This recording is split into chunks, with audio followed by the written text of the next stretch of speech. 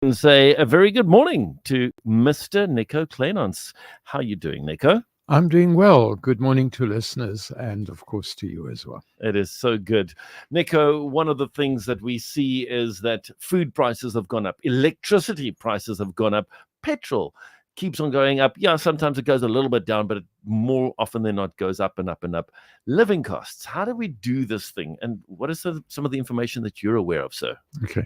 The reality is in the last 12 years, our standard of living has dropped because the rate of increase of wages has not kept up with the increase of costs. And that reality, politicians need to wake up because a lot of the increases have become because of wastage, not on our side, wastage on national side. Yeah. And there are changes that are beginning to happen, and we're going to see the effects.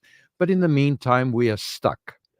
Now, Old Mutual investigates the way graduates look at their finances, and they chose graduates because supposedly graduates were the ones earning the big bucks, Yeah. and therefore going to jump ahead. Yeah. But that is not reality. And the reality is, with the increasing costs of living, with the enormous debt that they left with as students, and then the increasing accommodation costs, the city is very expensive, Yeah. much more here than it would be in the rural areas. Yeah. And then, of course, that ever present status symbol, your motor car. There must be a new car. It's got to be a fancy car. Students are struggling to get or graduates are struggling to get their budgets to work.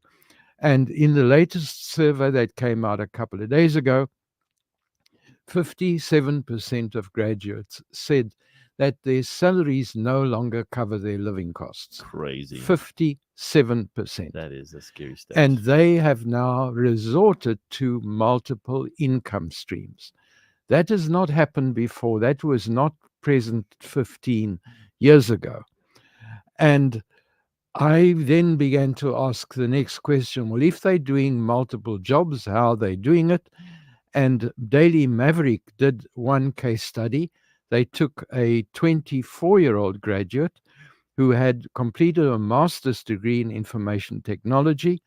She works at present with an insurer, and she works writing their software programs. Now, she earns money from her Facebook and her TikTok account, and that's how she makes up the gap. Amazing. Now, I find that interesting because 15 years ago, information technology was the joke of master's programs. And I remember, particularly with European education and Chinese education, when I walked into the first class and sat there as a bright young graduate now working on MBA, and Prof said that data is power, I challenged him. I thought, how can data be power? It doesn't make any sense. Of course, today I earn my living through data and power and information. Without that, I wouldn't survive. So that is how stuff has changed in a 15-year period. So in my case, obviously, I also use multiple income streams. And the assumptions that I have to be aware of in order to earn my income is that data changes constantly. So I've got to be up to date. I've got to spend hours every day doing research. It's got to be research that is verifiable. Otherwise, the information is hopeless. So if my research is current, it is useful. If it is useful, it can be turned into income. The second thing is I have to use AI technology. Sure. Now, today I can do in 4 hours using AI what I used to take 12 hours to do. Wow. So I have time to do my research now because a lot of the other work is being done with me and AI together doing the work. That becomes possible. It was not possible 2, 3, 4, 5 years ago. Also, the other thing that is important, particularly for those of us in the Western Cape, is because we're using land and land is limited and we're benched in by the sea, Yeah. certain information is always going to become more valuable. So, for instance, buying property, because there's going to be a shortage of land, and because rentals are dependent on the piece of land, the land value is going to increase, not the building as much. It's the land value that's going to increase. So those of us who use an income stream of rental property generally are going to have an inflation-built income stream. That is available, and that was not available 10, 15, 20 years ago. It worked differently those days. So that is something that I have to be aware of. And then because I'm working in finance, I have to understand the intersection between politics and economics. Oh, that's a big one. Because when the stock exchange drops, as it did the other day, by 1.5%, I need to understand why. Was it something that we did that was wrong? Was it something that the South African business did that was wrong? Was it something that Parliament did that was wrong? Or was it something that went wrong in China?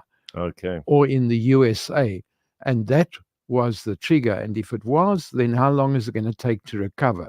So that then gives me power and means I don't have to have sleepless nights simply because I understand.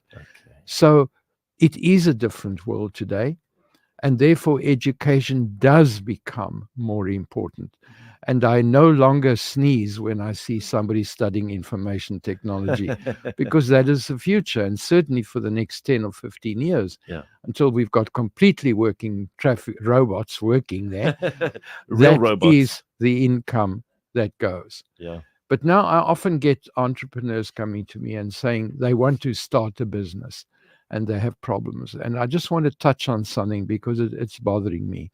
What tends to happen if you want to start a business, you talk to your family, you talk to your friends. We're a church, so you end up talking to your congregation and your pastor. That does not mean that you've got customers. That means you're telling people about what you're doing. A customer is somebody who is prepared to want what you have and is prepared to pay for what you have. And if your circle of influence is only 10 people, then your business is going to struggle. Exactly. So I'm suggesting CCFM, if you listen, you'll find there a lot of radio adverts. Why not contact CCFM and see whether they have a package that you can afford? Exactly. And maybe that will then increase your footprint, bring some more customers to you, and give your business a better chance of surviving. So it's just a thought, but I think it may be better than just hoping that somehow you're going to manufacture enough business from your congregation. Come on. That is so good. So connect with us. Send us an email. You can send an email to info@ccfm.org.za, or you can call us 021 788 9492. You can call right now. Kezia is standing by. She can take your call, take your details. 021 788 9492. Mr. Nico, great chatting to you. Thank you so much for your time and some great advice there. Really appreciate it. Thank you.